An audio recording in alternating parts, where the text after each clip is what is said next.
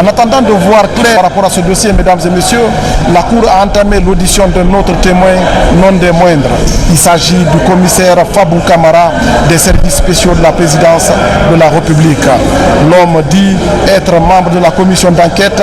Il précise avoir infiltré le milieu des assaillants avant l'opération, pendant l'opération et après l'opération. Il dit détenir des éléments sonores mais aussi des images qui devraient apporter un éclairage par rapport à la Cour.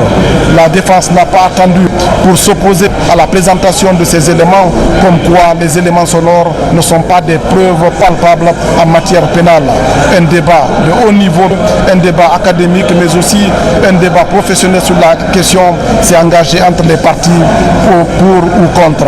Mesdames et messieurs, pour en savoir plus, vous le saurez dans cette émission JID, Justice, Information, Droit est la vôtre. Elle est signée Abdoulaye Djibril Diallo. Vous êtes les bienvenus.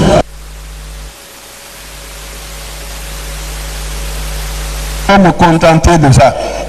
On verra lors du transport sur le lieu. Je vous remercie. D'accord. Maintenant, mais un mieux pas voir. La liste est épuisée. Je pense que la partie civile.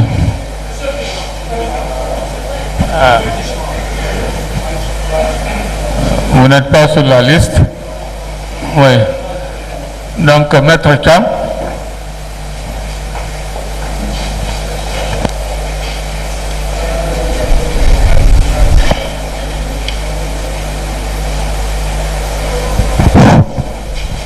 Merci Monsieur le Président. Je voulais juste poser 2 ou 3 questions à Monsieur le Commandant.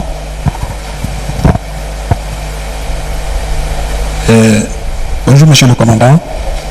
Oui, maître. Moi, je voulais poser 2 ou 3 questions de précision. Je souhaiterais votre bonne compréhension pour que je puisse comprendre, et à côté de moi, peut-être beaucoup d'autres vont comprendre les questions que je vais poser.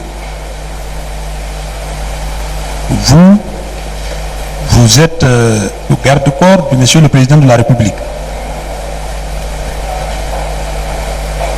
Je pose la question, oui, mon commandant. Je suis, s'il vous plaît. Est-ce que vous êtes seul à assumer cette fonction ou bien vous êtes au nombre de combien? J'ai un adjoint, mais je suis chargé, c'est moi qui dirige tous les gardes-corps. Oui. Je suis parce que là, il y a une nuance. Oui. Je suis responsable de tous les gardes-corps, au niveau des différentes structures qui composent la garde présidentielle. Oui. Alors, en tant que tel, à quel moment les autres peuvent assumer cette fonction auprès de Monsieur le Président de la République? Nous travaillons de manière alternée.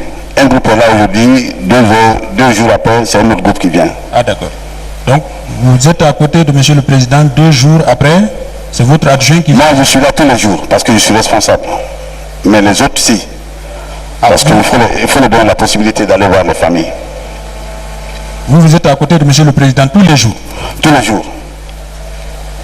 Alors, parlons de cette nuit, parce que en fait, il s'agit de cette nuit-là qui nous concerne ici. Alors, moi, dans la presse, qui représente un organe d'information pour nous, j'ai relevé beaucoup d'informations. Alors, je voudrais que vous les confirmiez ici, ou si ces informations-là sont contraires à la vérité sur le terrain, je souhaiterais aussi que vous éclairiez la lanterne de la Cour. Dans cette nuit, vous vous rappelez exactement c'est à quelle heure vous avez entendu le premier coup de feu? Oui. C'est à quelle heure exactement? Je l'ai dit déjà. Oui, rappelez-nous s'il vous plaît. On peut vous poser tant de fois des questions tant que ça peut nous rapporter quelque chose. Je l'ai dit déjà. Donc vous ne répondez pas à ça? Je l'ai dit en tout cas, j'ai répondu. Mon commandant, j'ai commencé par dire que je solliciterai votre bonne compréhension. Il a déjà répondu à cette question. Monsieur le Président, je suppose qu'il peut revenir autant de fois sur une question tant que c'est nécessaire pour nous. Vous dites quoi?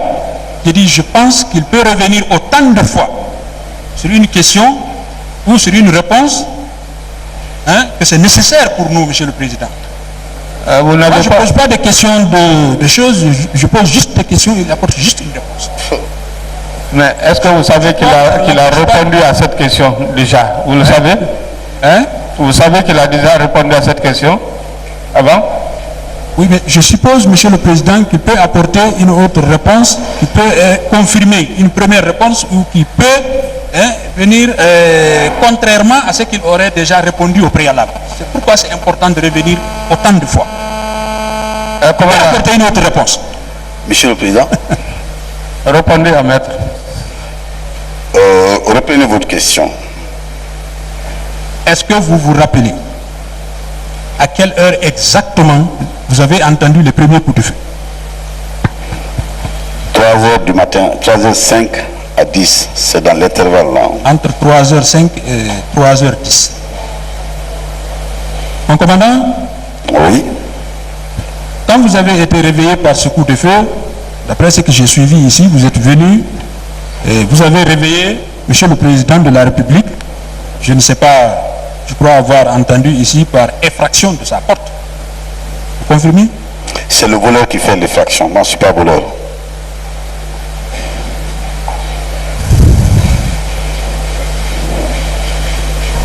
Disons, il a forcé la porte. Voilà. Il a forcé la porte. Vous avez forcé la porte de Monsieur le Président de la République.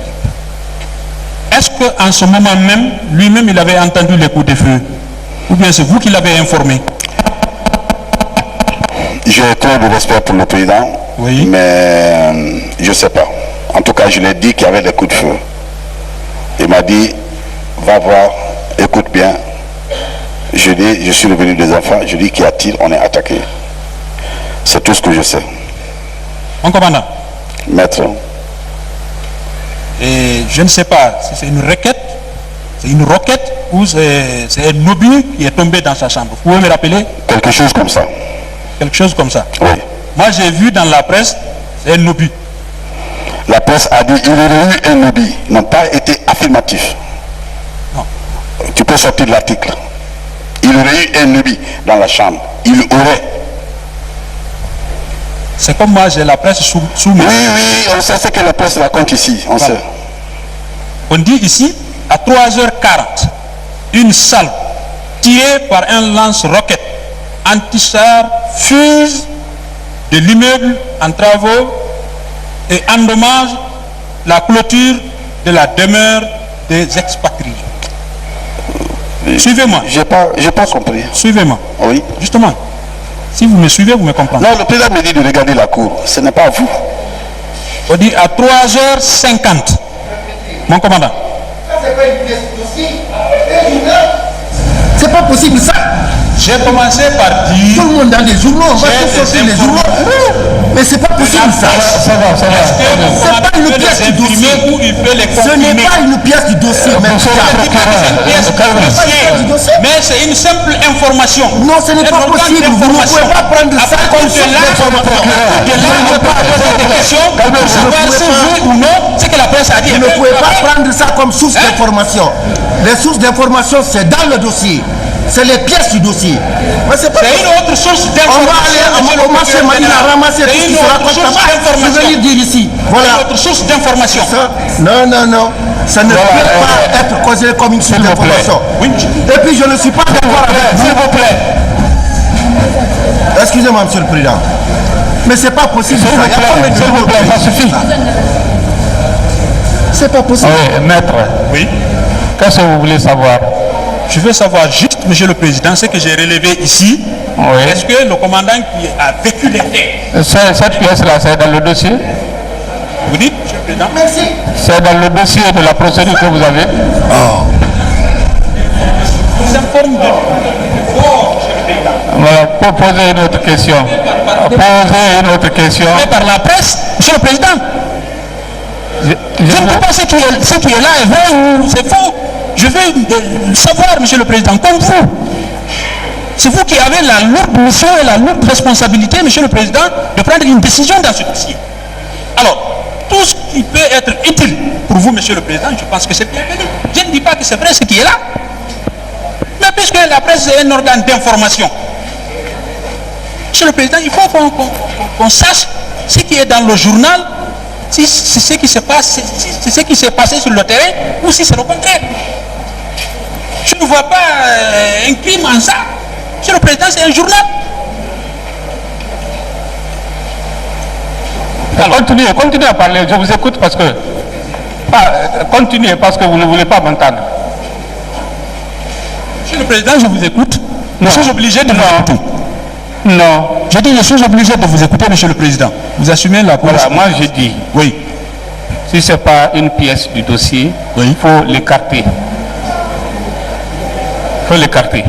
Monsieur le Président, je ne discute pas avec ça. Non, je ne discute pas non plus avec ça. Je ne peux pas discuter. Vous n'avez pas de question. Vous n'avez plus de questions?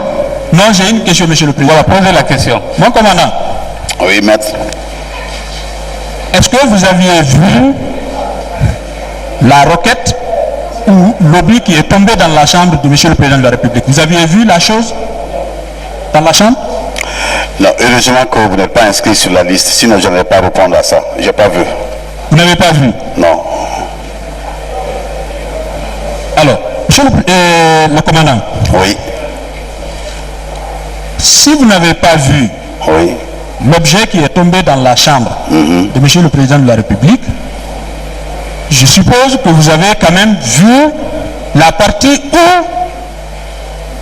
l'objet là est tombé dans la chambre. Oui, peut-être que c'est un caillou, je ne sais pas, mais en tout cas c'est tombé là-dedans. Hein? Je dis peut-être que c'est un caillou, mais en tout cas c'est tombé là-dedans. C'est tombé là-dedans. C'est tombé à côté du lit, c'est tombé dans les toilettes, c'est tombé à côté de l'armoire ou je ne sais pas, à côté de sa valise. Est-ce que vous pouvez nous indiquer? Parce que vous étiez quand même à côté du président. Maître. Vous étiez dans sa chambre. Maître. Oui. Maître. Oui. Franchement, je ne réponds pas à ça. J'ai un statut d'officier supérieur qui ne me permet pas d'aller dans les banalités de cette nature-là. Je m'excuse, mais je trouve que c'est trop banal ça. Je m'excuse, mais ça c'est un point de vue. Vraiment, je ne viens pas là. Monsieur le Président, ce qui s'est passé dans cette nuit-là, mon commandant a vécu. Il était là. Il était tout près, je dirais, de la cible.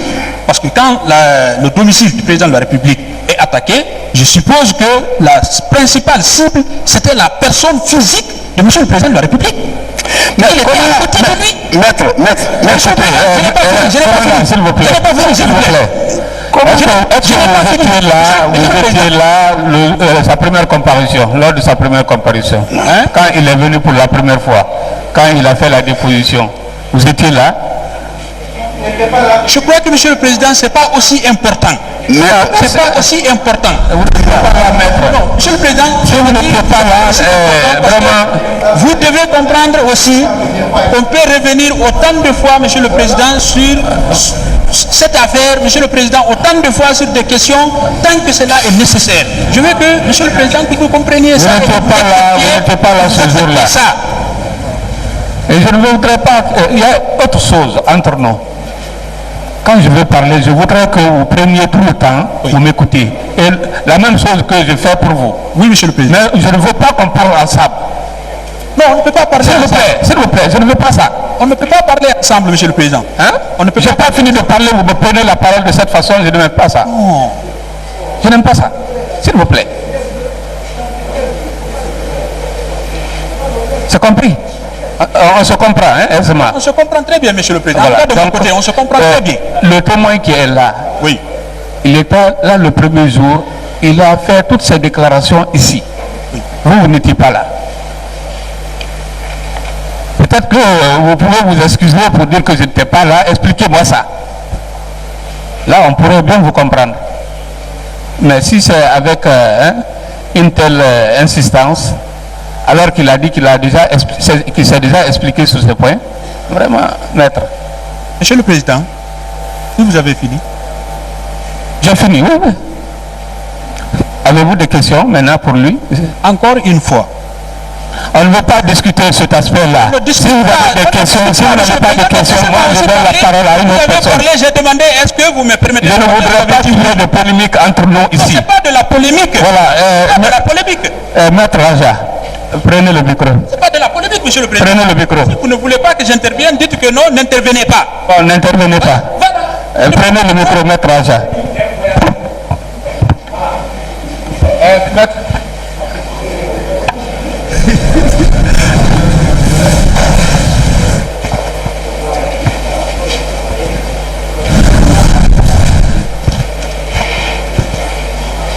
Monsieur le Président, Mesdames et Messieurs de la Cour, Monsieur le Président, je vous remercie de me donner la parole, mais Monsieur le Président, s'il vous plaît, acceptez que je revienne, pas pour polémiquer sur ce qui se passe. Monsieur le Président, vous conviendrez avec nous que le commandant Kourouma, qui est en train de déposer en qualité de témoin ici, le fait la toute première fois. Si Maître Thiam a une source qu'il voudrait discuter ici à la barre, qu'on le lui permette. Parce que c'est un journal agréé qui a donné une information qu'on voudrait discuter. S'il vous plaît, Monsieur le Président, je n'attends pas une réponse de ça, mais je vous prie d'accepter. Vous avez une question maintenant ou des questions? J'en ai. Maintenant, je passe à mes questions. Voilà. Mon commandant, Oui, maître. à l'instar de mes prédécesseurs, je voudrais franchement, et pas parce que nous sommes de la défense, vous remercier sincèrement, et ne croyez pas que c'est bénin, et de tout ce que vous avez fait pour protéger et sauver la vie de Monsieur le Président de la République dans la nuit du 19. Mais puisqu'un fait appelle à être examiné, voilà pourquoi nous sommes devant la barre pour comprendre les tenants et les aboutissants de cette affaire. Vous avez rappelé qu'un des avocats de la défense a été à vos côtés lors des temps douloureux que vous avez passés. Et aujourd'hui, il se retrouve auprès d'autres qui sont en train de passer des moments douloureux. C'est normal. Voilà la vie de l'avocat. Acceptez qu'on échange, mon commandant, s'il vous plaît. Alors, ce qui m'amène à vous poser un certain nombre de questions. Mon commandant, vous avez dit ici que dans cette affaire, avant qu'elle n'ait lieu, vous avez donné des consignes, n'est-ce pas?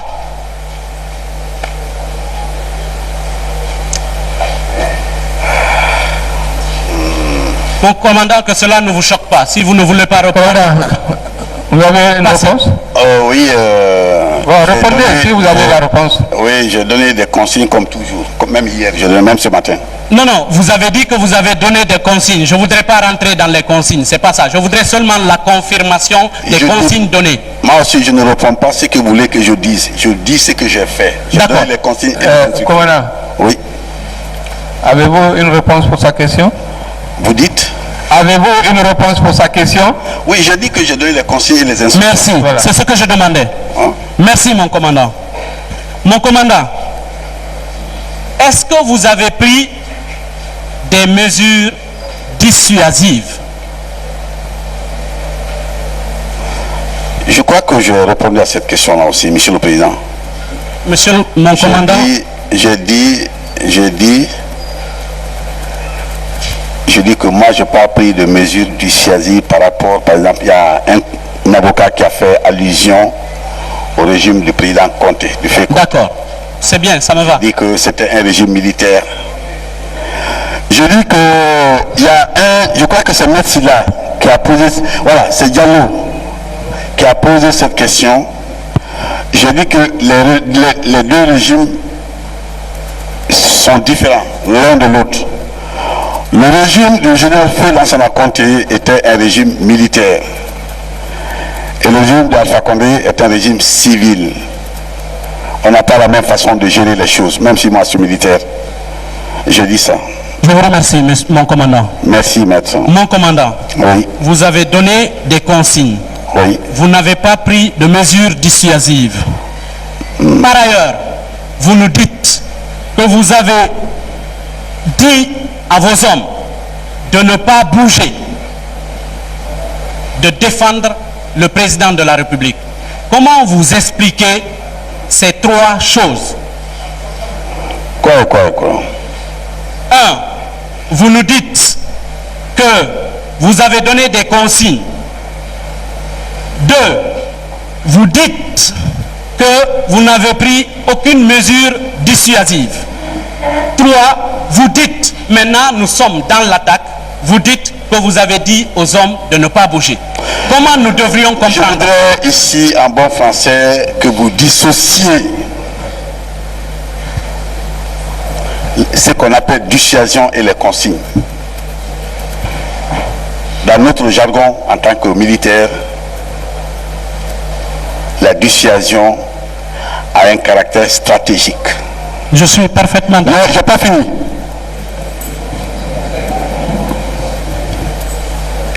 La dissuasion a un caractère stratégique. Je suis là, tu me touches, je te coupe la tête. Ça, c'est dissuasif.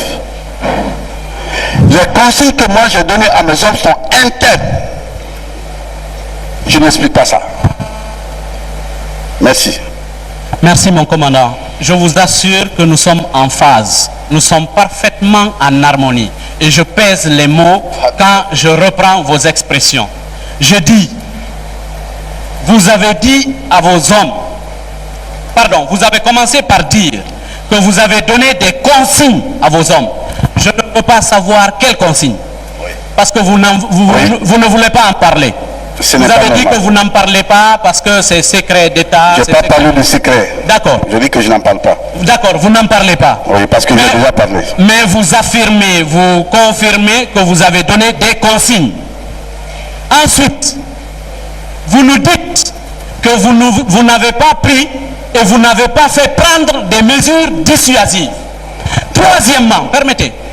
Troisièmement, vous dites que dans le feu de l'action, cette fois-ci, vous avez dit à vos hommes de ne pas bouger. Comment nous devrions comprendre cela? Lorsque mon collègue, le commandant AOB, a déclaré qu'il est venu pour avertir la garde qu'il y a un groupe d'assaillants qui est là et qui est prêt à venir les tuer. Il a dit ça, après il est parti. Vous voulez que je dise à mes gens de le poursuivre pour laisser le président seul? Autant vous avez étudié le droit, j'ai étudié aussi l'art militaire.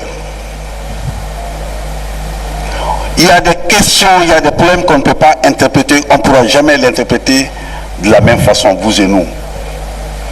J'ai donné les consignes.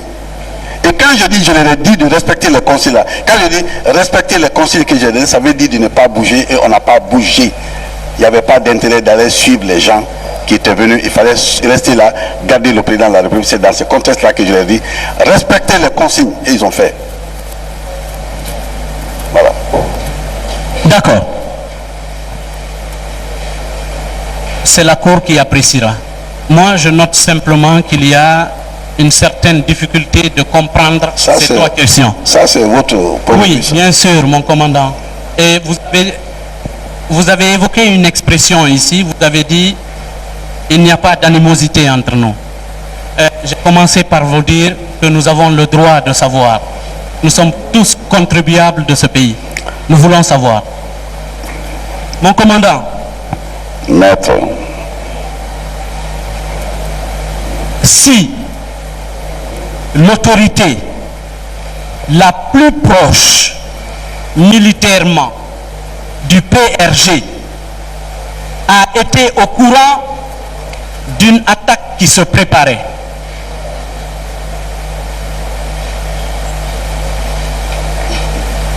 l'autorité la plus proche du président, Attendez, je termine. Ah, ok. Si l'autorité militaire, j'ai dit, la plus proche du PRG, du président de la République, a été informée d'une attaque,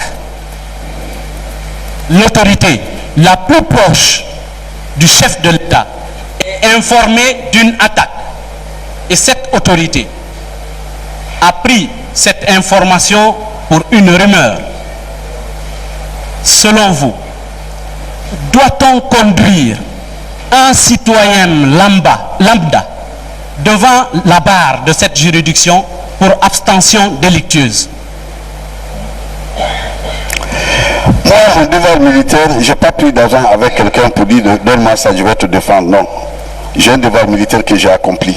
Non, vous ne m'avez pas compris. Non, je viens, s'il vous plaît, maître. Maintenant, qu'on ait pris des gens aussi, si c'est là où les qualifier comme vous venez de le dire, parce que je ne peux pas me permettre de répéter les termes là. Moi, je n'en sais rien. Moi, mon rôle, c'était de défendre le président, je l'ai fait, c'est tout. C'est ce que je dis, mon commandant. Voilà. Je suis parfaitement en harmonie avec vous. Voilà. Vous avez eu une information, vous l'avez traitée, vous avez donné des consignes. Ça veut dire que l'autorité, la haute autorité, capable et compétente en la matière, est au courant de ce qui se préparait. Pour vous, maintenant, doit-on conduire un citoyen lambda devant une barre pour dire que ce citoyen ne vous a pas informé d'une attaque qui se préparait, alors que vous êtes au courant de l'attaque, des préparatifs de l'attaque? Moi, je ne sais pas ça vraiment. Vous ne savez pas? Non. La Cour appréciera. Mon commandant, vous dites qu'une roquette a explosé auprès de vous, à moins que je n'ai abusé. Excusez-moi si j'ai mal saisi. À moins de 3 mètres. Est-ce que c'est ça? Je ne me trompe pas? Je n'ai pas dénombré le nombre de métrages. Oui. J'ai dit que nous étions au seuil de la porte. Oui. La roquette est tombée. La roquette est tombée. Voilà. Maintenant, vous allez partir peut-être essayer de faire des mesures pour déterminer le nombre de mètres. Non, non, non. Allons plus loin. La roquette est tombée. Oui. A-t-elle explosé? Oui. Elle a explosé. Oui. D'accord. Et Dieu merci, alhamdulillah, vous n'en êtes pas mort. Oui. Que Dieu vous donne encore longue vie et bonne santé. C'est pas important. Non, non. C'est un souhait. Non. C'est un vœu. Non, non, non, vraiment, je vous décharge de ça. C'est pas Monsieur le commandant, oui. puisqu'il est acquis au débat qu'une roquette a explosé auprès de vous et vous n'en êtes pas mort, une grenade plus petite a explosé à Corentin auprès de quelqu'un, il n'en est pas mort. Et on voudrait que cela soit impossible. Qu'en pensez-vous? C'est pas dans le même cadre. La roquette est tombée entre les 4 murs, qui n'est pas synonyme comme Manuel Act. Non, si vous m'interrompez, je me tais. Parce que je suis un témoin. Voilà. Faites pas, ne me dites pas ce que vous voulez que je dise. Si vous m'interrompez, je vais me taire. Je suis un témoin. Il a compris. Continuez votre explication. J'ai même posé le micro. Non. La roquette est tombée entre 2 murs. 4 murs, comme on le dit. Le mur n'a même pas la même capacité de résistance que les tôles d'une voiture. C'est pas la même chose. C'est pas la même chose. Ce que le mur peut supporter comme choc, c'est pas une tôle à quelques millimètres qui peut accepter ça, qui peut résister à ça, maître. D'accord. C'est ça. D'accord. Je vous remercie pour la réponse. Mais celle-ci en appelle une autre. Vous dites que vous étiez entre 4 murs. Ça veut dire que l'effet de l'explosion est contenu dans le mur. Vraiment. Il est contenu. Permettez. Oui. Alors que l'effet de l'explosion dans une voiture, s'en va. Et dans les 4 murs, il est contenu. Comment est-ce qu'on peut dire que vous devriez vivre et celui qui est dans l'air ne devrait pas vivre parce que les effets sont éparpillés? Vous vous contredisez, maître. Vous venez de me souhaiter longue vie et vous dites encore que vous n'êtes pas mort. Comment? Je dis vous vous contredisez. Non, je dis vous venez de me souhaiter longue vie. Oui, je dis vous n'êtes pas mort. Oui, mais je ne vais pas mourir parce que vous voulez que je meure et je ne suis pas mort. Non, je n'en veux pas. Je vous assure, voilà. Je vous souhaite très longtemps. Je dis que ce n'est pas important. Oui. Ta prière va. D'accord. Donc maintenant, expliquez-nous les effets d'une roquette dans une maison close et les effets d'une grenade à l'air nu, à l'air libre. Quelle est la différence? Qu'est-ce qui fait plus de dégâts? Lorsqu'une grenade explose dans un cadre comme la chambre du président, les effets sont circonscrits. Oui. Merci. Et quand c'est le contraire, les effets collatéraux sont encore beaucoup plus nombreux. Je vous remercie. Merci. Et lorsque c'est dans la chambre de Monsieur le Président de la République, comme vous le dites, les effets sont circonscrits parce que retenus par les 4 murs. Mais cela veut dire que tout ce qui devait être là n'en devait pas ressentir ces effets? Lesquels? Non, tout ce qui devait être là. Les voisins? Non, tout ce qui devait être dans la chambre. Mais nous, on n'était pas là. On était sortis. Vous n'étiez pas là. Et moi, on était sortis de là. On était... Ah, d'accord. Là c'est autre chose. Là, c'est autre chose. Parce que j'ai commencé par vous demander si elle a explosé en votre présence. Vous avez dit oui. Donc, vous n'étiez pas là. Il a dit oui. Ok. Comment? Moi, je dis oui. Je vous ai demandé si elle a explosé à 3 mètres de vous. Vous avez dit pour le métrage, c'est moi qui sais, mais je vous ai demandé si tout de même elle a explosé, vous avez dit oui. Maître, on est assermenté. Hein? On est assermenté. C'est pas possible.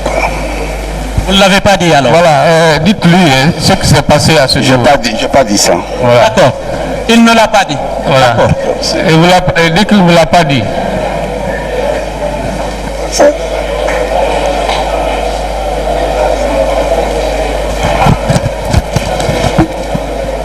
Mon commandant. Maître. S'il vous plaît. Là aussi, je veux comprendre. Oui. Et je voudrais revenir sur ça. Ça n'a rien de dirigé. Ça n'a rien de dirigé. Nous voudrons, comme l'a dit un de mes prédécesseurs, décharger ceux qui sont là.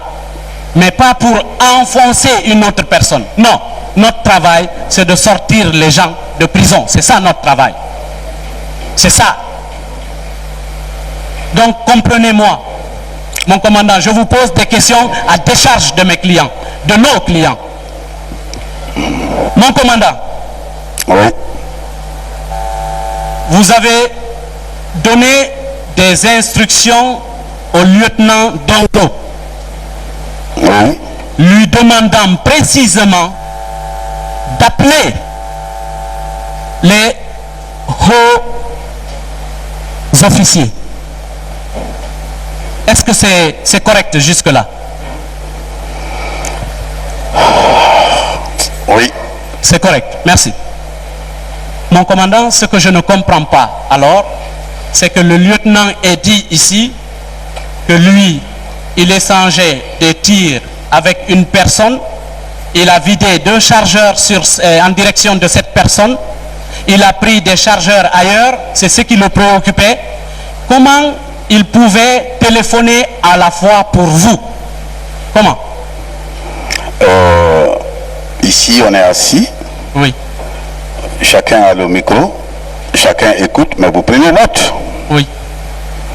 C'est un peu une similitude par rapport à ce qu'il nous a fait.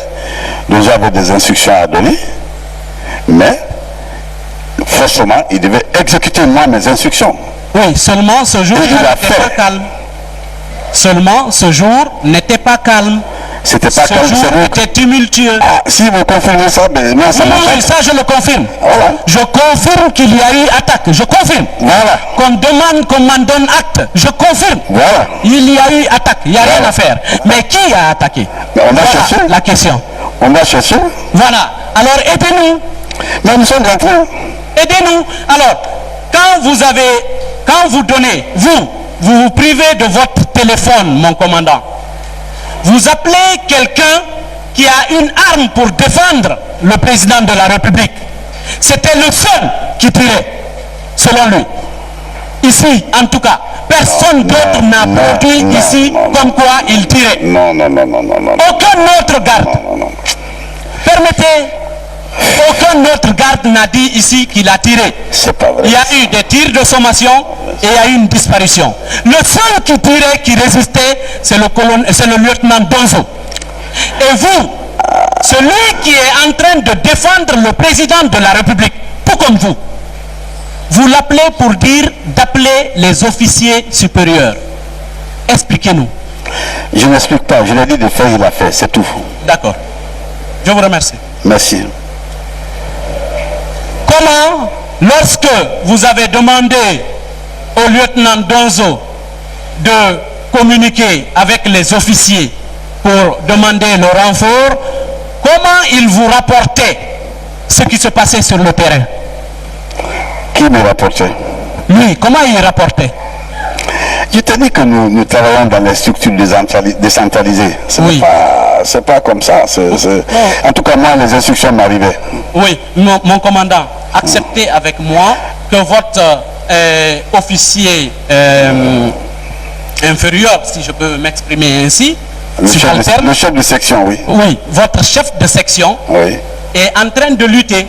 Oui. Il a le temps de rentrer dans la cour, de discuter avec vous. Oui.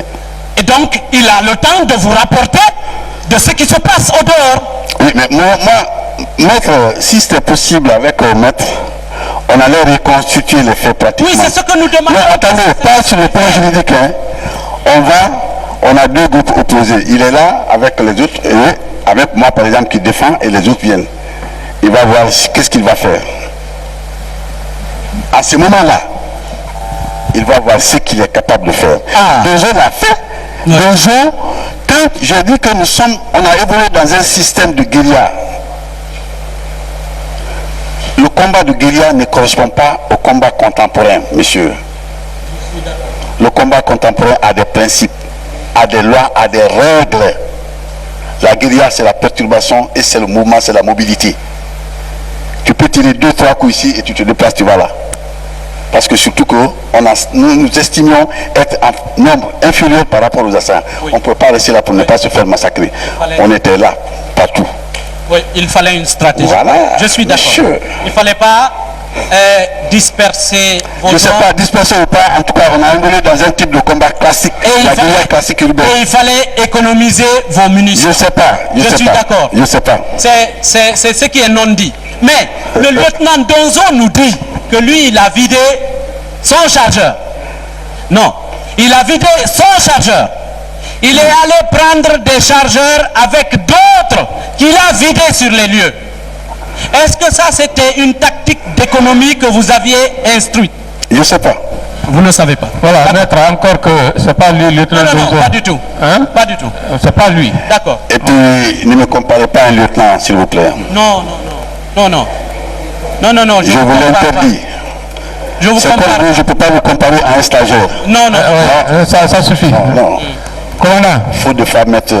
Ce sont des déclarations que nous confrontons. Non. C'est pas à vous, on ne vous compare pas, loin de nous. Commandant, si vous avez pensé ça, je m'en excuse publiquement et solennellement. Voilà. Si vous avez pensé ça, loin de moi cette idée. Je ne vous comparerai jamais à un inférieur en grade. Non, jamais, je ne le ferai pas. Rassurez-vous. Depuis que je suis là, même AOB, je l'ai toujours dit, le commandant AOB, oui. Je respecte son grade. C'est vrai. Malgré tout ce qu'il a. C'est-à-dire que, monsieur le Président, excusez, n'allons pas... Les gens là, ils ont les parents derrière qui souffrent.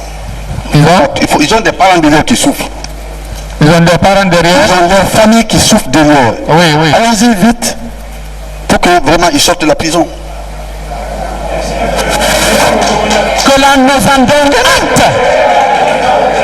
Oui. Monsieur le Président, que l'on nous en donne acte. Mais tu sais ce que tu as dit?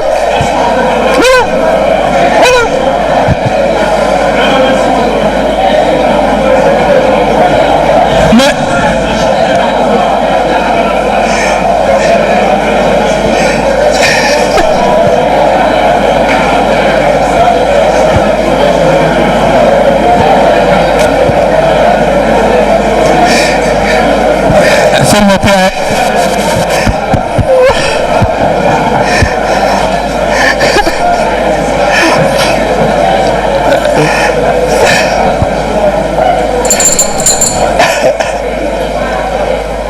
S'il vous plaît, s'il vous plaît.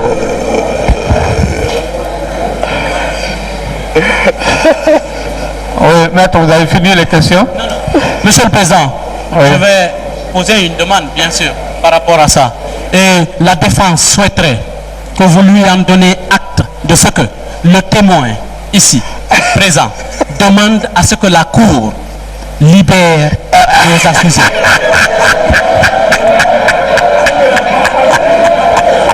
Pour qu'il rentre à la maison, activer pour rentrer, c'est libérer. Monsieur le Président, activer pour les libérer, c'est les libérer. On dit d'accélérer pour qu'ils rejoignent leur famille, c'est tout.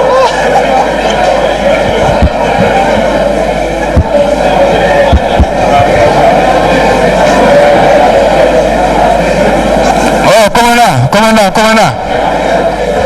S'il vous plaît, s'il vous plaît.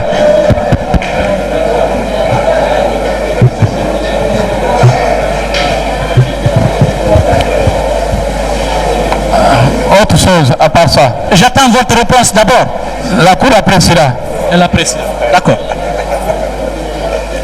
Mon commandant, par rapport à ce que vous venez de déclarer, Oui. que pensez-vous de ceux qui sont là? Reprenez. Par rapport à ce que vous venez de déclarer, que pensez-vous de M. AOB et autres qui sont là, qui sont traduits? Aobo est un compagnon d'armes. Je ne peux pensez-vous? Attendez, non. Oui. Mais ne me dites pas ce que je ne peux pas dire. Je ne suis pas un accusé, je suis témoin. Aobo est un compagnon d'armes. Je ne le souhaite pas de malheur. Honnêtement. J'ai eu peine quand je le vois assis comme ça, ce monsieur-là. Wallahi Allah, lui là, il ne mérite pas ça, vraiment. Il ne mérite pas ça. Est-ce qu'on peut noter ça aussi?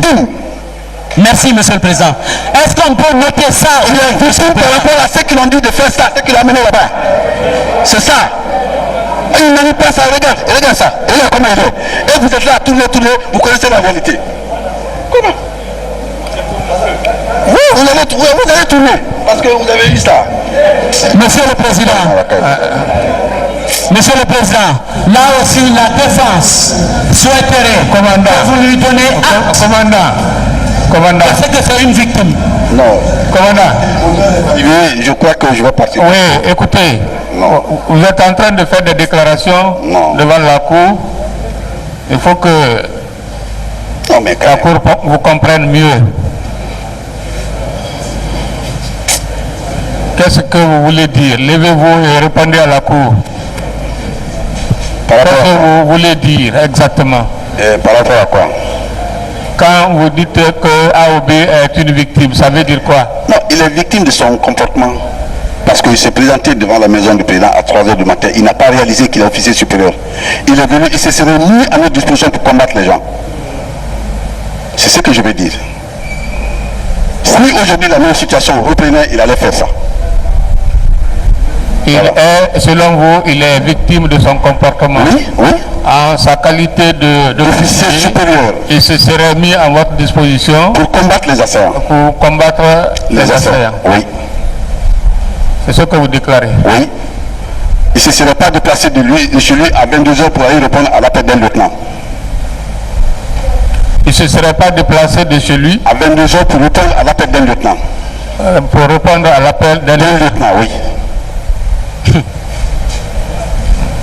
Monsieur le Président, Voilà. Monsieur le Président, tout comme il a été dit par rapport à des déclarations que j'ai faites ici, tout est enregistré. Tout est enregistré. Le commandant a dit qu'il est victime parce que les assaillants ont amené AOB sur les lieux. C'est ce qu'il a dit. Voilà. Il est là. Oui, il est là.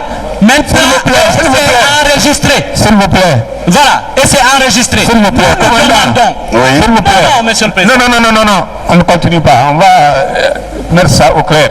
Oui. Reprenez, levez-vous, reprenez ce que vous avez dit concernant AOB. Je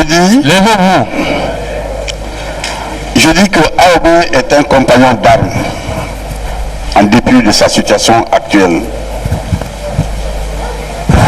Il a été victime de son mauvais comportement. Pourquoi? Moi, en tant qu'officier supérieur, on m'appelle à 1h X pour répondre à un lieutenant, je ne partirai pas. Il est parti. Deuxièmement, le commandant a accepté de venir jusqu'à vouloir mettre même sur le chef de poste pour lui dire les gens qui sont venus là sont venus pour vous attaquer. Là-bas, moi, à la place du commandant, je me serais mis à la disposition de la garde pour combattre, pour défendre le président de la République. Il ne l'a pas fait. Il est victime de ça. Il n'est pas victime de ce que Maître pense qu'il a été victime de ça. Mon commandant, soit il est victime, soit il est victime. C'est vous qui le dites. Voilà. Pas cette question. Non, monsieur le Président, vous avez on va la préciser parce que la Cour appréciera. Est-ce qu'il y a d'autres questions? D'accord, merci monsieur le Président. Mon commandant, Oui. est-ce que il vous a été donné de voir ou de déterminer un seul des assaillants? Je ne sais pas. Je ne sais pas ça. J'étais avec le président. Oui, c'est ça. Est-ce que, étant proche de monsieur le Président de la République, il vous a été donné l'occasion de déterminer ou d'individualiser un seul des assaillants? Ou Oui. identifier au moins? Les assaillants sont venus dans un groupe. Je ne peux pas identifier tout le monde, mais aussi j'étais loin d'eux, j'étais avec le président. Vous ne pouviez pas? Ceux qui étaient en contact direct avec eux, je ne sais pas comment ça s'est passé, il faut les demander, je ne sais pas. D'accord. Mon commandant, Oui. lorsque vous avez reçu vos informations faisant état d'une éventuelle attaque, avez-vous reçu l'information de l'attaque seulement ou vous a-t-on dit des noms des gens qui seraient derrière une telle attaque? C'est le jour de l'attaque que j'ai eu l'information qu'il y a attaque réellement. L'autre, c'est des rumeurs. Oui. Lorsque vous avez reçu les rumeurs, vous a-t-on dit des noms qui étaient derrière ces rumeurs ou non? Si j'avais dit ce nom, j'aurais cité quelqu'un parmi vous ici. Qui? Quelqu'un? C'est qui veut que je dise ça. Je vous remercie, monsieur le Moi, je ne dis pas. Moi, je sais Voilà, pas. merci. Voilà. Donc, nous pensons que il est l'heure de la pause. Nous allons reprendre à 14h30. L'audience est suspendue, elle sera reprise à 14h30.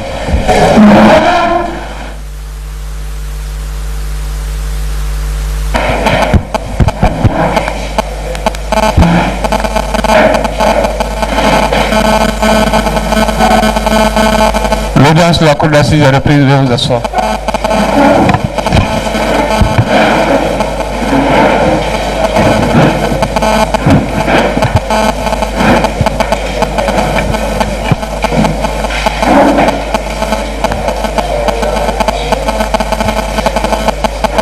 Le commandant Mori est là. Le commandant Mori Koroma, le témoin qui était à la barre. Il arrive.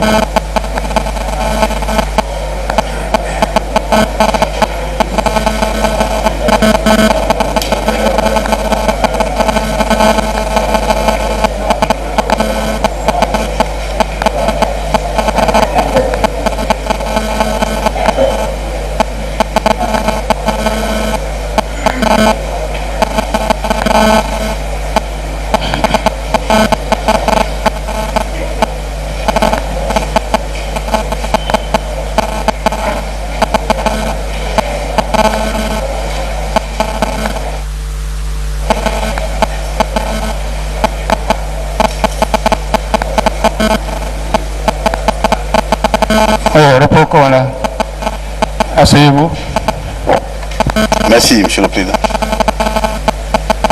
Voilà, on a déjà fini avec la défense.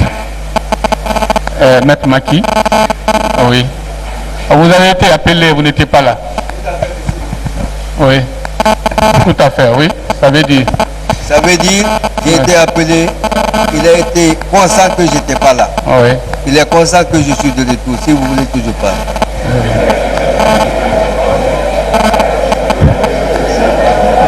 Allez-y, oui. Monsieur le Président, je vais être très bref. Mon commandant,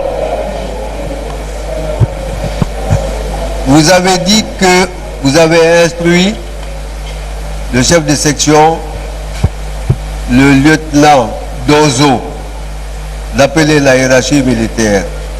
Vous qui êtes son chef hiérarchique par rapport à la garde présidentielle, ne pensez-vous pas que vous étiez mieux placé, vous, pour appeler la hiérarchie militaire au lieu d'inscrire votre subordonné? Je peux répondre? Oui, c'est une question. Merci beaucoup, Maître Maki.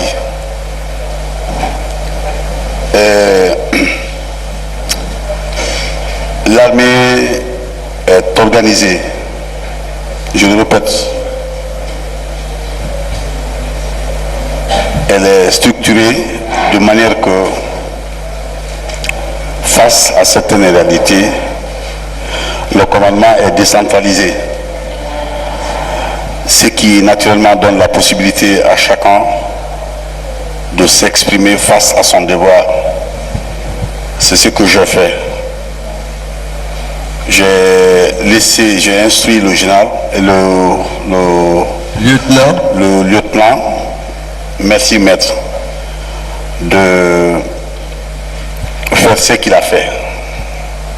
Merci. D'accord.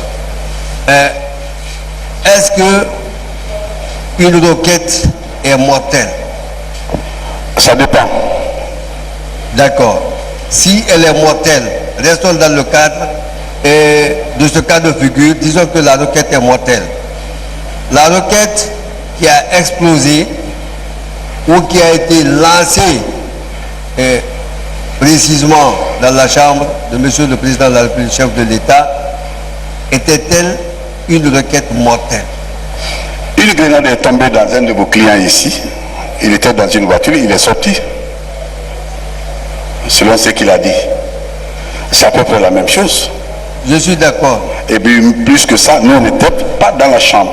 On était déjà sortis. Vous avez dit justement vous étiez au seuil de la porte. Ça veut dire qu'on n'était pas dans la chambre. On était au seuil de la porte. Autrement dit, vous étiez soit plus proche de la chambre ou plus proche hors de la chambre. Parce que quand vous dites au seuil, ça veut dire que vous êtes plus près de quelque chose. Au seuil de la porte, ça veut dire que vous étiez beaucoup plus près de la chambre que du dehors. Moi, c'est ce que ça veut dire. Je ne suppose pas. D'accord. J'étais au seuil de la porte. D'accord. Voilà. Je voudrais savoir, lorsque vous dites, j'ai forcé la porte de la chambre de Monsieur le Président de la République, je l'ai obligé en lui disant, il faut que je vous sauve. Alors que il y avait des tirs. Vous pensez qu'il ne serait pas, à mon avis, il aurait été plus facile d'envoyer du renfort, laisser Monsieur le Président de la République avec beaucoup plus de personnes que de tenter de le sortir de champ de tir. Est-ce que ce n'était pas l'exposer éventuellement à des tirs, même entre guillemets, je ne dis pas le reste. Entre guillemets? Oui. Ok. Oui. Ce qui n'est pas certain. D'accord. Alors dans la probabilité, justement, quelle réponse vous donnez? Chez nous, dans l'armée, on n'oblige pas un chef, on le prie. C'est ce que j'ai fait, je ne l'ai pas obligé. Je lui ai demandé humblement de se lever face à mon devoir et il l'a fait. Mais je ne l'ai pas obligé. D'accord. J'ai un respect pour le président de la République, monsieur. Je vous respecte non seulement pour ce que vous avez fait, je ne suis pas démagogue, je n'ai pas besoin de le rappeler, mais aussi je vous respecte pour votre grade. Oui. Et vous avez dit qu'il y avait des hommes Vous n'avez pas dit si c'est des militaires. En tout cas, il y avait des personnes qui étaient installées dans des immeubles avoisinants qui étaient inachevés. Vous l'avez dit. Moi, je dis,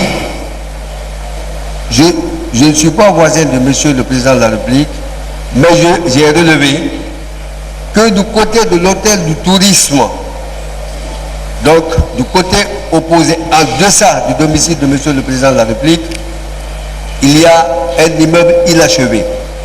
À hauteur de la barrière qui est installée sur le couloir donnant au domicile de Monsieur le Président de la République, il y a un immeuble en chantier, c'est un bâtiment à étage. Les tirs sont partis des deux immeubles. Je n'ai pas besoin de savoir si la chambre de Monsieur le Président de la République est du côté justement de la transversale ou du côté de l'hôtel de tourisme. Je n'ai pas besoin de le savoir, mais dans les deux cas de figure, comment se fait-il, en tout cas, en ce qui concerne l'immeuble qui jouxte, je dis jouxte, jouxte la barrière, que des hommes aient pu s'installer là et tirer sur le domicile de Monsieur le Président de la République. Car, à mon avis, si vous êtes à l'étage, vous faites tomber un papier ou vous crachez sur l'honneur, ça tombe sur un des gardes. Comment cela est-il possible que des assaillants viennent s'installer au nez de la garde et qu'ils se mettent à tirer? Comment ça c'est possible? Bon, moi je n'ai pas besoin de vos remerciements. Je suis un militaire républicain. Ce n'est pas la peine que vous me remerciez. Deuxièmement, j'ai dit que le sergent Abbas a répondu à cette question. D'accord. La réponse à cette question, il nous a été dit que le commandant Aobé n'a pas tiré, que personne n'a tiré sur lui. Et cette confirmation a été faite par le lieutenant Douzo, qui a dit qu'il a tiré sur un reconnu qu'il ne voyait pas, et qu'il n'y a que lui seul qui tirait et dans la cour. Pour le reste, tout le monde a compris. En tout cas, moi je vous ai compris. Quand je dis je vous remercie, c'est pour ce que vous avez rendu, c'est vrai, c'est votre métier. C'est un devoir. C'est ce que c'est un devoir, je suis d'accord. Mais vous savez, les prix qu'on donne aux gens, c'est le mérite. Lorsque vous faites du bien, on vous le reconnaît. Lorsque vous faites du mal, gardez-le pour vous-même. Moi, je vous remercie. Parce que tout ce que vous n'avez pas dit à cette cour, c'est mon avis personnel. Et à mon avis, c'est ce que beaucoup pensent. Si les gens là sont ici, ce n'est pas de votre faute. Vous avez tout fait pour qu'ils ne soient pas là. Mais, on juge vite pour les libérer. C'est ce que vous avez retenu. Je vous remercie, Monsieur le Président. Merci, maître. Voilà. La défense a fini, a épuisé ses questions. Et la partie civile n'a plus rien. Pas de questions. Et monsieur le procureur, plus rien d'autre pour lui. Hein? Vous avez vu tout cas souvent.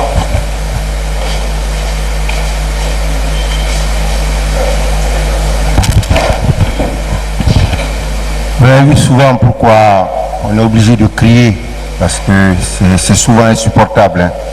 C'est intenable. Moi je vous ai compris, hein. Mais je veux dire une chose, c'est que vous avez été dans toutes vos réponses très claires. Je pense que la Cour a tiré le maximum de ce qu'elle voulait tirer avec vous. Ce que je vais vous demander, je le demande parce que je vois que vous aussi, vous êtes un bon militaire. Vous êtes très bien formé. Ça a été prouvé ici à travers vos différentes réponses. Ce que je vais vous demander, vous êtes libre de me répondre ou bien de ne pas me répondre, ok? Vous êtes assis là-bas. Là, vous êtes là. Oui, oui. On balance une grenade défensive sur vos pieds. Quels vont être les dégâts? Quels vont être les dégâts?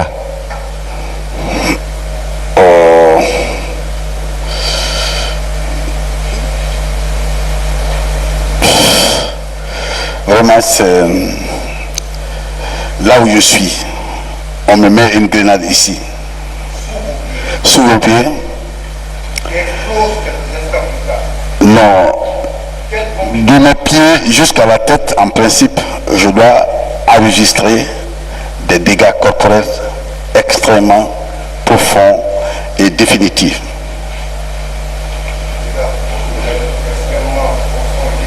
Ouais. Ça peut être quoi, par exemple, ces dégâts Ça peut être quoi?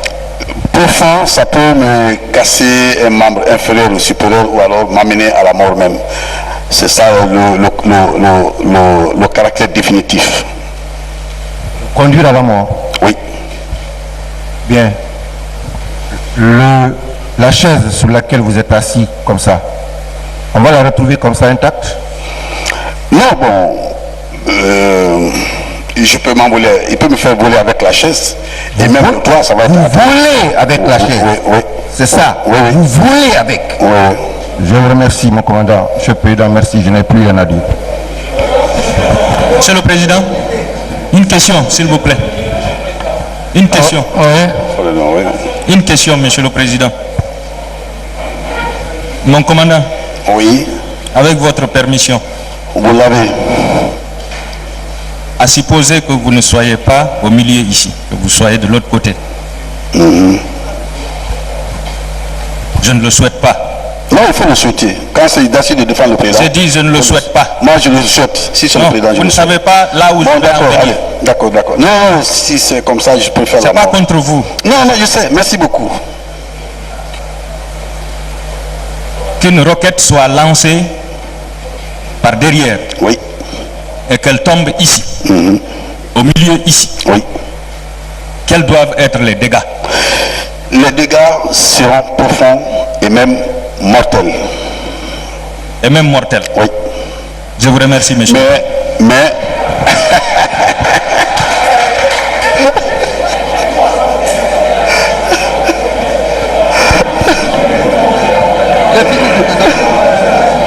Oui, oui. Mon commandant. S'il vous plaît, maintenant qui oui. Est-il possible, oui, avec une arme individuelle, oui, notamment un PMAK, oui, que vous tirez, oui, la balle ne traverse la tôle oui. et qu'elle ne perfore pas l'autre côté? Est-ce que c'est possible? Là, c'est scientifique. Oui, allez-y. Voilà.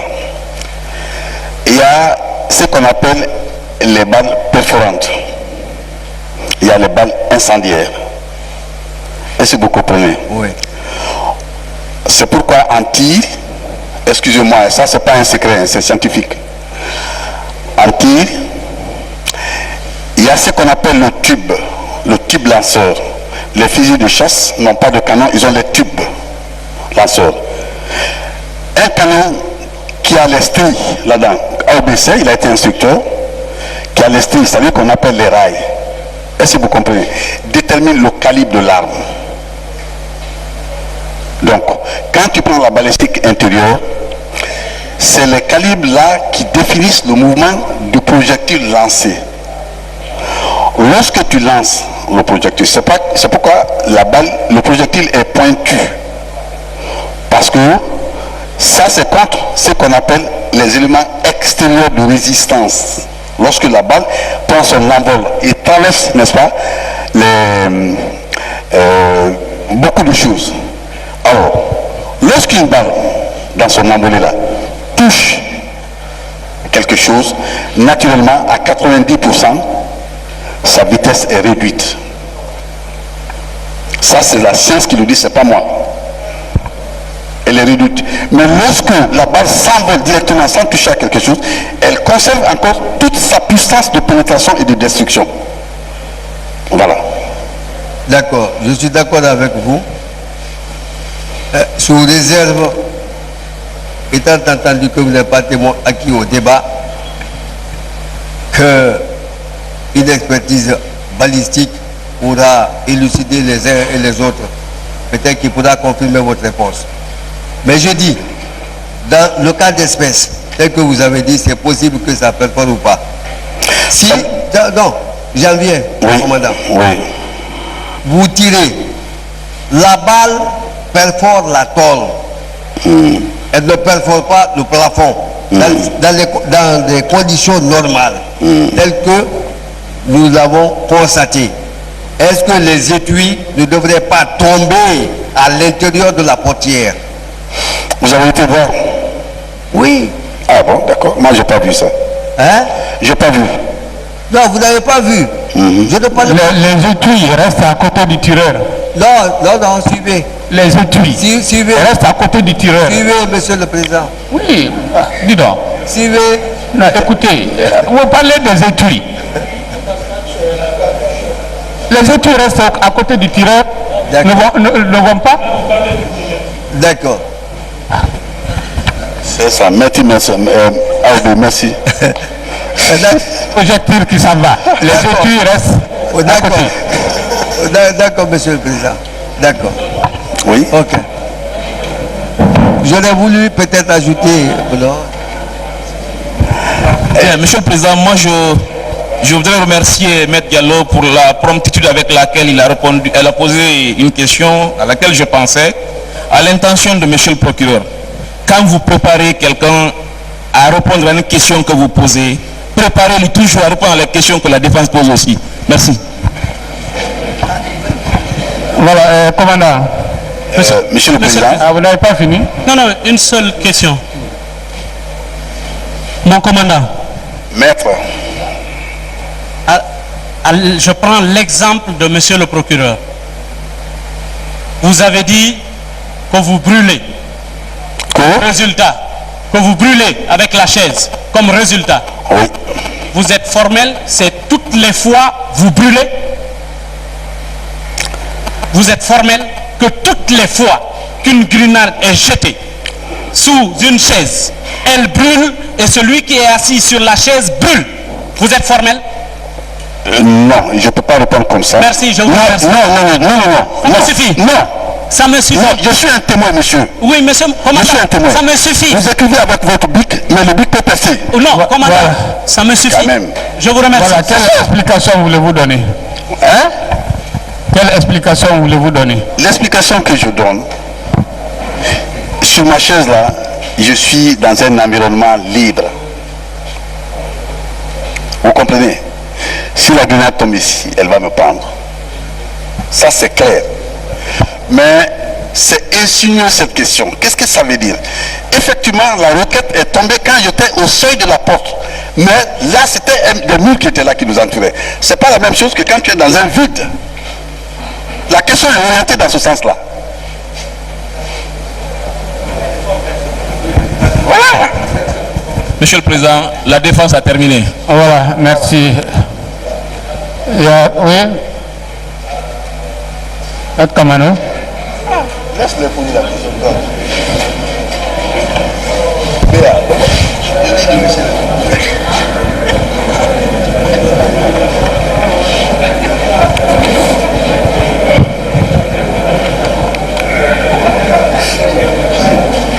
Monsieur le Président, avec votre permission, je voudrais juste observer que le commandant Mori Kourma a été entendu, c'est même un truisme que de le dire, comme témoin oculaire d'un certain nombre de faits commis dans la nuit du 18 au 19. Il a été entendu en cette qualité. Bon, ce sentiment personnel, mais, Monsieur le Président, reste ce sentiment personnel et ne constitue pas une vérité biblique.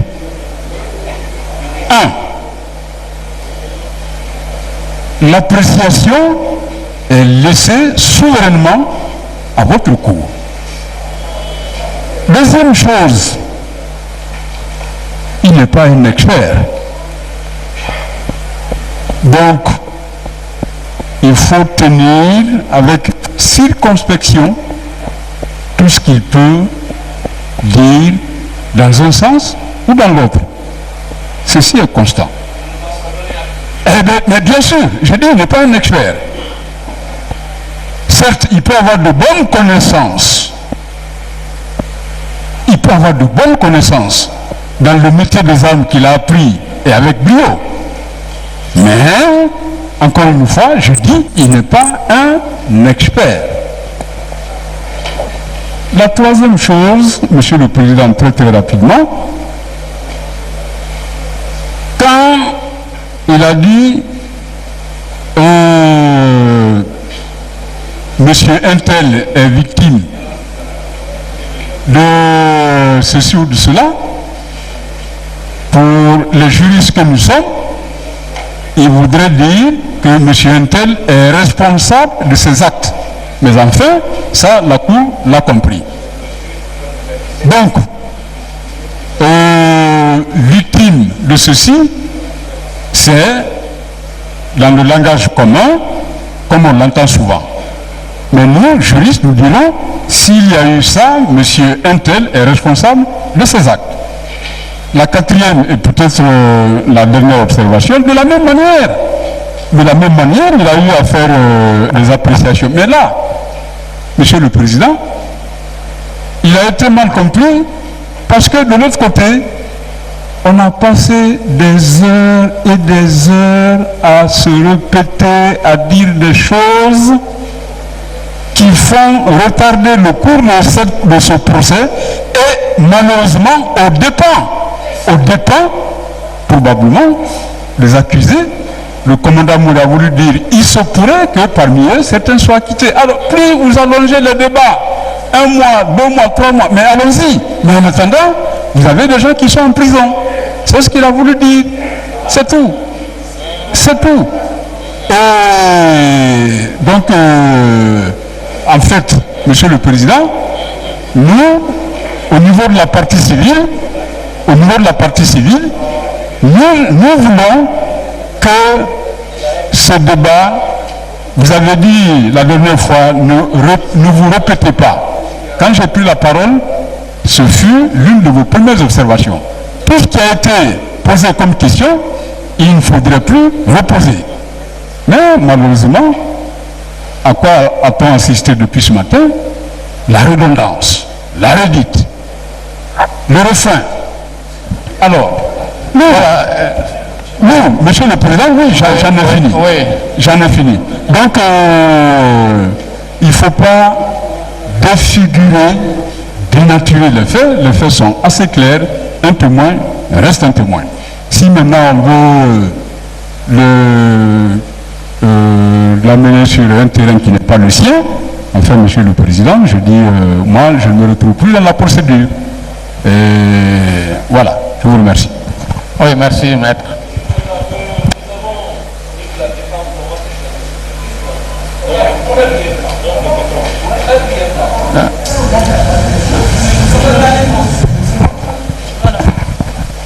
Sachez que nous sommes... Monsieur le Président, je crois que dans cette affaire, chacun doit rester dans son rôle. Les confrères d'en face que nous respectons dans cette procédure sont avocats des parties civiles. Il n'y a pas meilleur défenseur des intérêts des parties civiles dans cette affaire que ces confrères-là, que ces brillants confrères. Mais pour ceux qui étaient des accusés, pour lesquels ils n'ont pas été constitués, je pense qu'il faut arrêter de jouer un peu à l'hypocrisie intellectuelle. Si vous savez qu'il y a des gens qui pourraient être innocents dans cette affaire, aidez-nous déjà à obtenir leur mise en liberté provisoire qui a été présentée plusieurs fois. C'est ça l'honnêteté intellectuelle. C'est cela l'honnêteté intellectuelle. Mais vous n'allez pas nous dire, je crois qu'il y a des confrères ici, quand on parle de retard, lorsqu'ils prennent la parole, prononcer un mot déjà prend 10 minutes, ça c'est une source de retard aussi. C'est une source de retard aussi. Nous nous efforçons à faire en sorte qu'à notre sein, que parfois même que tous les confrères n'interviennent pas. Donc, Monsieur le Président, encore une fois, qu'on ne nous fasse pas endosser les défaillances d'une procédure sur laquelle nous on a tiré à boulet rouge depuis le départ. Aujourd'hui, Monsieur le Président, si je demandais, par exemple, au nom de la défense, à la Cour de mettre en liberté provisoire tout feu des accusés dont la détention n'est plus nécessaire à la manifestation de la vérité, je pense qu'il n'y a pas meilleure manière de prendre leurs intérêts que cette façon-là. Donc, qu'on arrête. Mais je suis convaincu, et je les mets au défi, dès que nous demandons tout de suite la mise en liberté provisoire d'un certain nombre d'accusés, ils ne seront jamais de notre côté. En sachant parfaitement qu'à ce jour, le maintien en détention de cette personne-là n'est pas nécessaire à la manifestation de la vérité. Et je crois savoir que dans notre procédure pénale, il n'y a pas de système de témoins assistés. Le commandant Mouri Kourouma est venu, il s'est prêté volontiers à toutes nos questions, sans aucune difficulté. Il n'a pas besoin d'un avocat. Il n'a vraiment pas besoin de votre assistance. Qu'on dise que nous avons dénaturé, déformé ce qu'il a dit, laissez-le le dire lui-même. Et je crois, à chaque fois qu'il a pensé que nous avons dénaturé ses propos, je vous remercie, Monsieur le Président. Oui. Et je voudrais demander à mes confrères de la partie civile de se joindre à nous dans l'intérêt du droit, afin qu'on mette en liberté provisoire certaines personnes, pour ne pas que des innocents soient injustement détenus. Voilà, merci, Maître Traoré. Joignez-vous à nous, s'il vous plaît, chers confrères. Oui. Bon, je pense que vous avez fini avec ces observations. Hein? Bon, commandant. Monsieur le Président. Voilà. La Cour vous remercie. Merci beaucoup. D'être venu. Merci. Répondre à ces questions. Merci beaucoup. Et au moment venu, on aura besoin de vous. Parce que la Cour va se transporter sur les lieux. D'accord. Hein? D'accord. Voilà. Merci beaucoup. Voilà. Merci et vous pouvez retirer. D'accord, merci. Commissaire Fabou Kamara.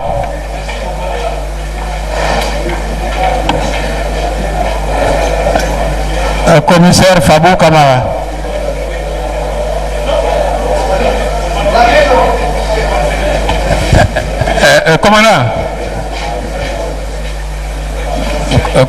Commandant, retirez-vous.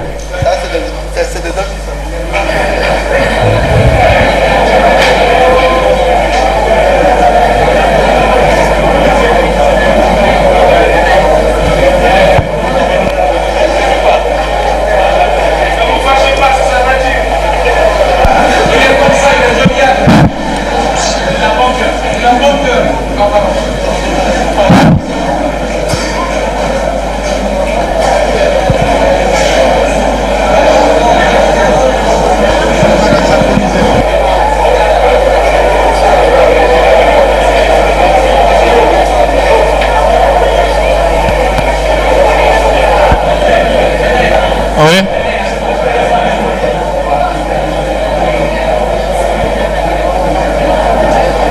Comment? Avant qu'il n'arrive?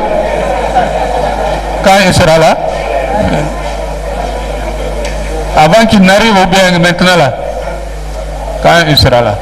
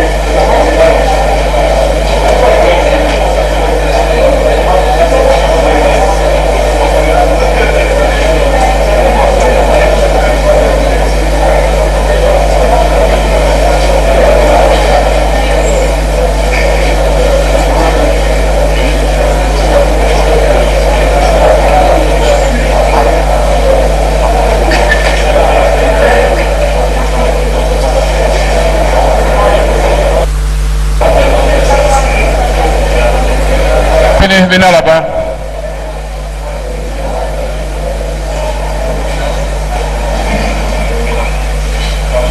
Oui, commissaire Fabou Kamara. Voilà. Prenez le micro. Et si vous voulez vous asseoir, vous avez de la place. Si vous voulez vous tenir debout. Hein. Excusez-moi, Monsieur le Président. Oui. Oui. Et le procureur voudrait faire une observation. Merci, Monsieur le Président. Je prends la parole juste, je sais que tout le monde le sait dans la salle, pour dire que le commissaire Fabou est un témoin, comme tous les témoins qui sont déjà passés. Je le dis parce que tout de suite, Monsieur le Président, quand nous sommes partis en pause, je ne sais pas ce qui s'est passé parce que j'ai eu une autre version des faits, mais j'étais dans le bureau quand on m'a dit qu'un des accusés était en train de l'insulter. Il vient dire ce qu'il a vu ou entendu. Ça peut ne pas plaire à certaines personnes dans la salle, mais le témoin, plus qu'un accusé, il doit avoir toute sa dignité. On doit s'adresser à lui avec toute la courtoisie due à son rang. J'ai entendu parler tout de suite de témoins assistés, je ne veux pas discuter ça, mais je sais que c'est une autre notion de droit qui n'a rien à voir avec les témoins qui sont là.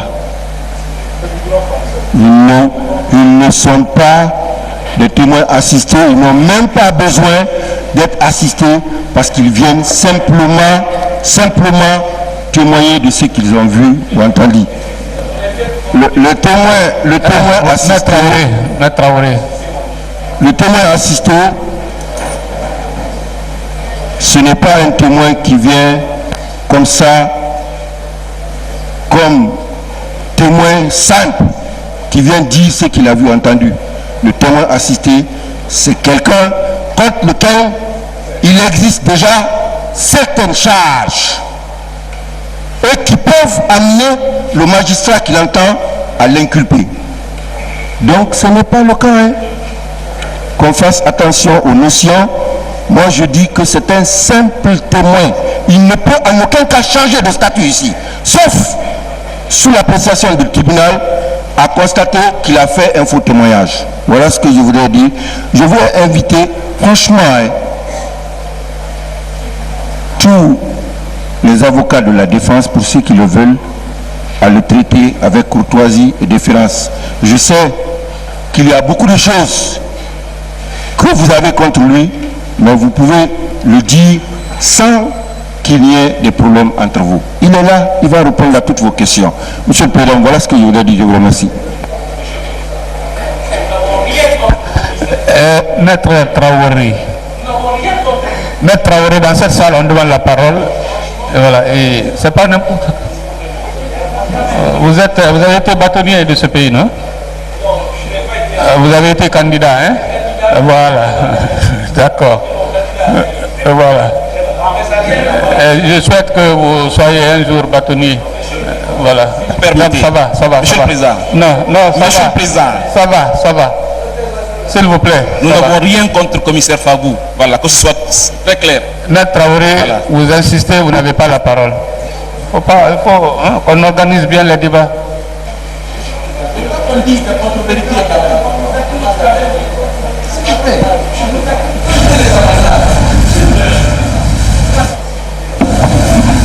Commissaire, vous êtes Fabou Kamara, hein? Oui, je me nomme Fabou Kamara.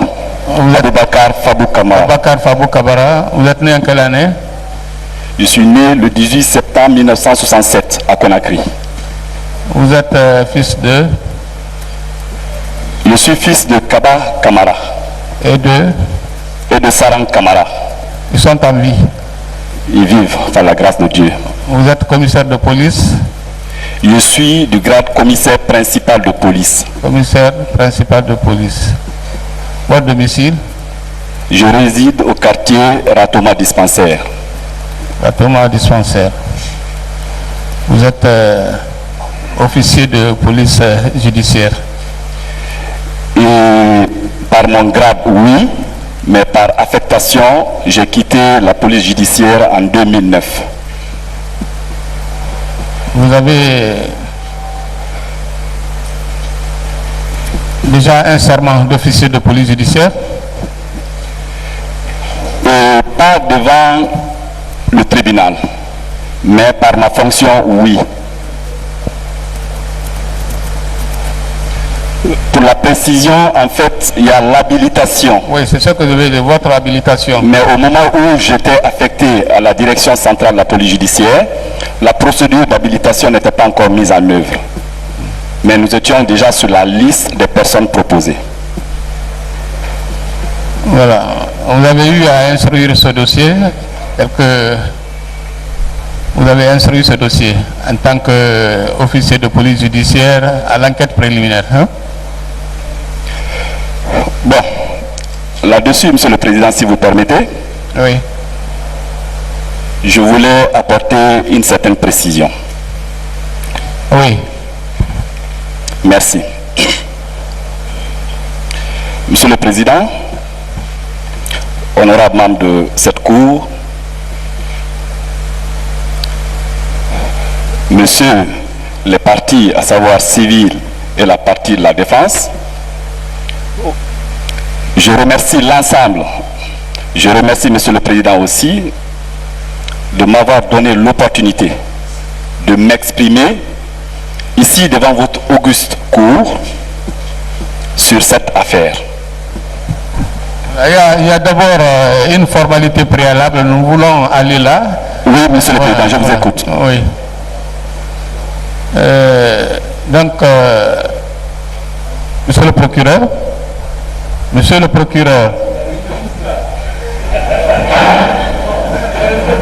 suis avec ma collègue, on se consulte, je ne suis pas distrait, non, on se consulte, non, j'ai des moments de consultation avec ma collègue, ce n'est pas des moments de distraction.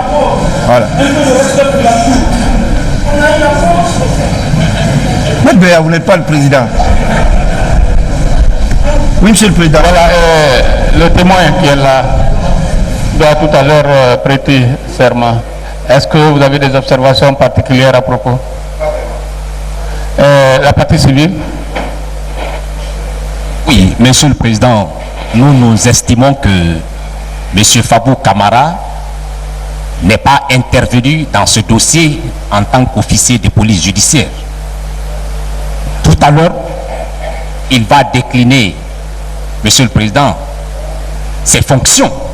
Vous comprendrez que s'il est intervenu dans cette affaire, c'est en d'autres qualités, mais pas en tant qu'officier de police judiciaire. Parce que, à ce que je cherche, M. Fabou Kamara est directeur des services spéciaux. Il ne peut pas poser des actes de police judiciaire. Je vous remercie. Merci. La défense?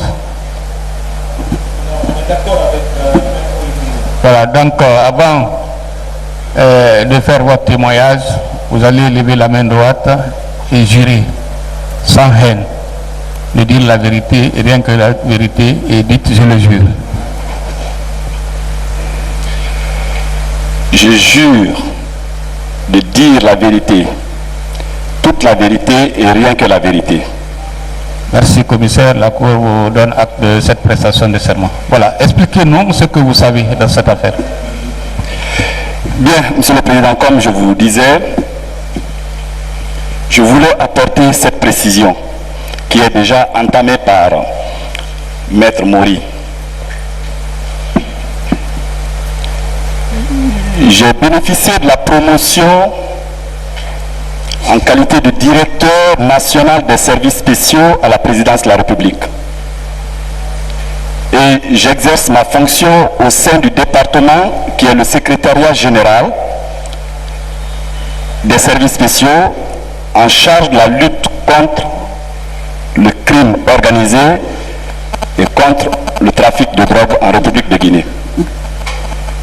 C'est en cette qualité que je suis chargé de veiller à la gestion des informations relatives à la sûreté de l'État et informations qui doivent être lues par M. le Président de la République.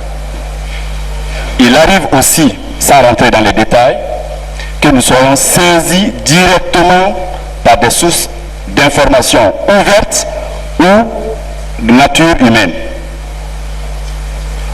Donc, quand vous m'avez posé la question de savoir dans quel cadre je suis rentré dans cette affaire, je voulais décliner d'abord ma fonction, les responsabilités qui sont miennes, mais comment je suis arrivé à connaître cette affaire. Voilà, c'est bien. Maintenant, le fond. Bien, sans tarder, nous allons parler de l'affaire. Mais je voulais demander, Monsieur le Président, si vous le permettez. Oui, on vous écoute. Tout à l'heure, j'ai entendu Monsieur le procureur parler du statut de témoin. Je pense que vous avez donné acte, ou je pense comprendre ainsi. J'ai été invité par Monsieur le procureur général à venir témoigner devant cette cour. Mais comme vous le savez bien mieux que moi, il y a des catégories de témoins. Je ne suis pas professionnel de l'exercice du droit, mais j'ai ma petite culture de droit. Donc si ce point est harmonisé, je voulais maintenant commencer ma déclaration, Monsieur le Président, à propos du statut de témoin dont je fais objet ici. S'il vous plaît. Merci. La Cour ne vous a pas compris. Qu'est-ce que vous voulez dire? Je vais simplement dire, on m'a parlé de statut de témoin assisté, de témoin de partie civile, je ne sais pas de quoi il s'agit précisément. Nous voulons savoir de vous, dans cette affaire, ce que vous avez vu, ce que vous avez entendu, et si vous avez eu à poser des actes, voilà, de nous les déclarer. Merci, Monsieur le Président. Ouais. Monsieur le Président, il s'agit de l'attaque du domicile du Président de la République dans la nuit du 18 au 19 juillet.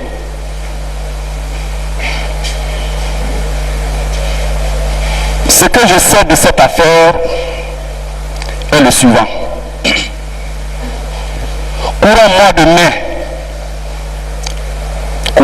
mai, j'ai reçu l'information faisant état. Mais de quelle année? Mois de mai, de quelle année?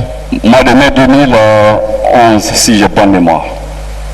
L'année à laquelle il y a eu l'attaque. 2011, oui. Quand l'information m'a été rapportée, comme quoi il y a un groupe de personnes, militaires et civils, qui se retrouvent en un lieu déterminé, avec pour objectif débattre d'une action contre la souveraineté, contre l'autorité de l'État. C'est ça mon travail. J'ai essayé de vérifier cette information. Par conséquent, les personnes qui étaient indiquées dans l'information, nous avons cherché à les identifier. C'est-à-dire savoir nom et qualité. Après cette étape, on a essayé de les identifier physiquement. C'est au cours de ces opérations de vérification de l'information qu'une autre source d'information nous a été rapportée cette fois-ci de la présidence de la République. Donc un informateur aussi nous avait été envoyé. Et quand je l'ai reçu, sous la recommandation de mon chef de service, je l'ai écouté. Il s'est trouvé que ces deux informations-là se recoupaient. Je ne connaissais pas l'intéressé, a priori. Donc, Monsieur le Président, à partir de là, nous avons renforcé notre dispositif de surveillance sur les personnes qui ont été désignées dans cette information.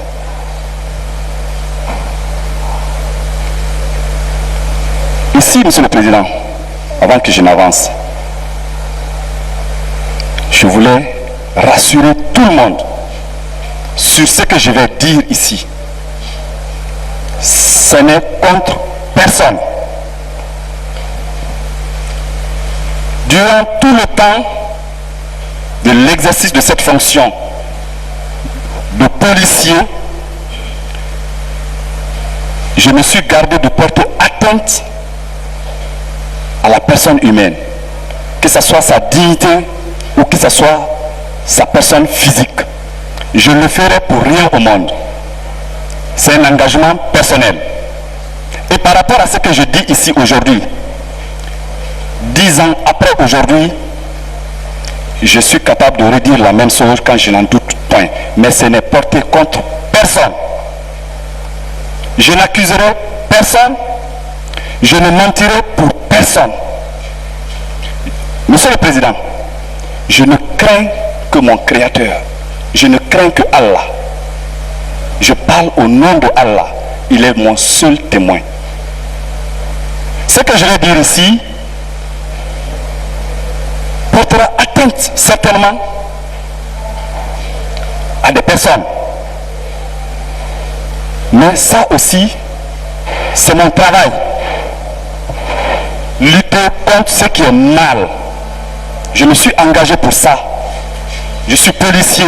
Je suis fier de l'être. Et je pense accomplir mon travail dans le cadre strict de la loi et de la déontologie de ma profession. Monsieur le Président,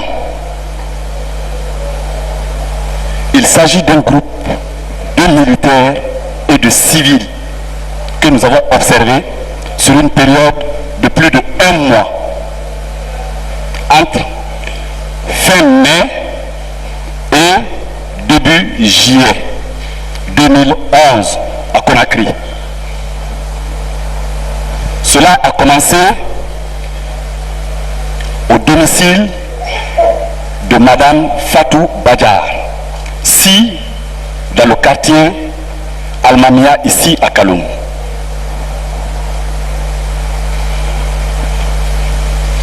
Quand il nous a été désigné comme étant le lieu où ces personnes-là se retrouvent, nous avons mis en place un dispositif de surveillance à l'objet de savoir quels sont ceux qui viennent à ce lieu, est-ce que leur description et leur identité correspondent aux personnes citées dans nos informations et quel est l'objet de leur visite en ces lieux. C'était l'objectif fixé à ceux qui étaient là pour l'observation. Sur une période relativement longue, de plus de 2 semaines, nous avons constaté effectivement, en plus des personnes régulièrement domiciliées ou qui fréquentaient là-bas, nous avons constaté l'arrivée d'un certain nombre de militaires et de civils qui, dans leur grand nombre, correspondaient effectivement aux noms qui apparaissaient dans l'information, Monsieur le Président. J'ai les documents par rapport à ça ici. À tue-tête, je ne peux me référer avec précision. Par contre, nous avons d'abord commencé par identifier la personne qui est censée être domiciliée en ces lieux, notamment Madame Fatou Badjar. Nous la connaissons simplement sous le nom de Madame Fatou Badjar. C'est ainsi que nous avons réussi à l'identifier à 2 reprises quand elle est sortie de cette cour. 1 à bord de son véhicule et 2 en raccompagnant certaines de ces personnes. Et quand nous avons réussi à l'identifier physiquement, nous avons chargé un élément pour sa surveillance et qui était permanemment là pour sa surveillance et voir ses différents contacts. Sans rentrer dans tous les détails de l'opération de surveillance, Monsieur le Président, on a constaté une régularité de visite et dans la plupart des cas nocturnes, au-delà de 20 heures. Je pèse bien mes mots.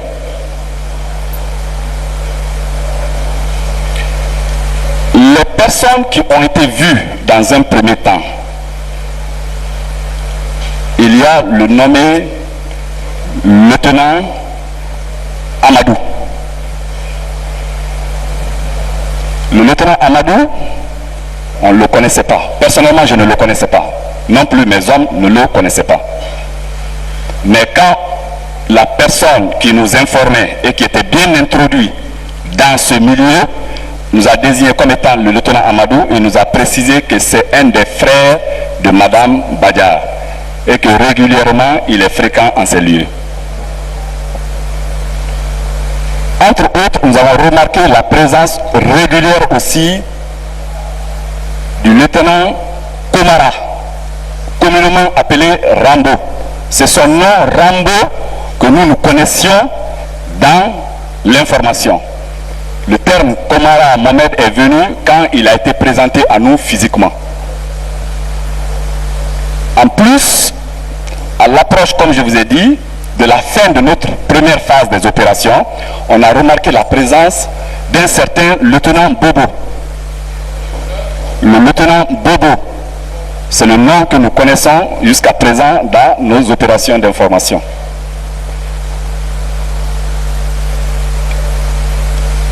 Sur la même période, Monsieur le Président, nous avons constaté qu'un groupe de jeunes civils, certainement, aussi fréquentait là, en plus d'une personne particulière. Pourquoi je dis particulière? Parce qu'il s'agit d'une personne politique. Mais notre opération n'était pas politique. Mais vu son statut, la personne apparaît tout de suite particulière et nous en tenons compte dans nos opérations. Mesdames et messieurs, voilà comment on se quitte pour le compte de cette émission JID Justice, Information, Droit. Le commandant Mori Kourouma a-t-il dédouané le commandant AOB? On vous l'a dit, la question alimente la chronique. Depuis la comparution de l'aide de camp du professeur Alpha Condé à la cour d'assises de Conakry. En tout cas, l'homme dit que le commandant AOB est une victime, mais n'a nulle part précisé victime de quoi. Apporter le sourire à la défense, mais la tristesse au niveau de la partie civile et du ministère public. En attendant d'en tirer les conséquences de droit, la Cour a entamé l'audition du commissaire Fabou Kamara des services spéciaux de la présidence de la République. Cet homme dit avoir infiltré le milieu des assaillants avant, pendant et après l'opération attaque au domicile du président de la République. Il a proposé à la Cour des éléments sonores, mais aussi des images pour étayer son accusation. Mesdames et messieurs, JID vous a été proposé par Abdoulaye Djibril Diallo. Merci de l'avoir pratiqué.